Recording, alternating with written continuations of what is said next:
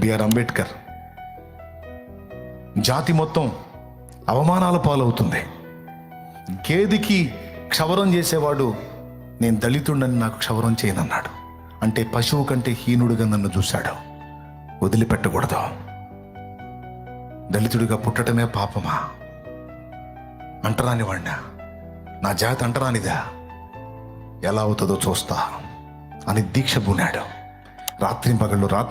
రాత్రింబగళ్ళు కష్టపడి చదివాడు. ఈరోజు అంటరాని వాళ్ళు అని అవమానపరచబడిన తన జాతి ఈరోజు అగ్రస్థానాల్లో కూర్చొని జాబ్ చేయడానికి అతడు ఆధారమయ్యాడు.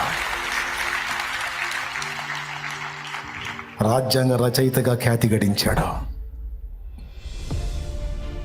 దాదాపు 140 కోట్లకు పైచిలుకున్న భారత జాతికి రాజ్యాంగ రచయిత తానే అయ్యాడు.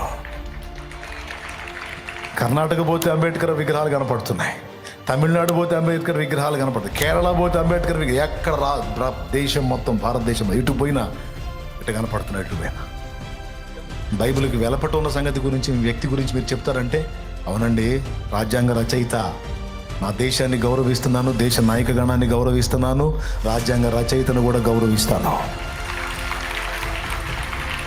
ఈరోజు స్వేచ్ఛగా సువార్త ప్రకటించగలుగుతున్నాను అంటే ఆ హక్కు ఆయన రాసిందే. ఆర్టికల్ 25లో అంతరాత్మ ప్రబోధానుసారం ఒకడు తాను నమ్మిన మతాన్ని విశ్వసించవచ్చు, సేవించవచ్చు, ప్రచారం కూడా చేసుకోవచ్చని రాసింది ఆయన. అందుకే బిఆర్ అంబేద్కర్ నాకు గౌరవనీయుడు, గౌరవ పాత్రుడు.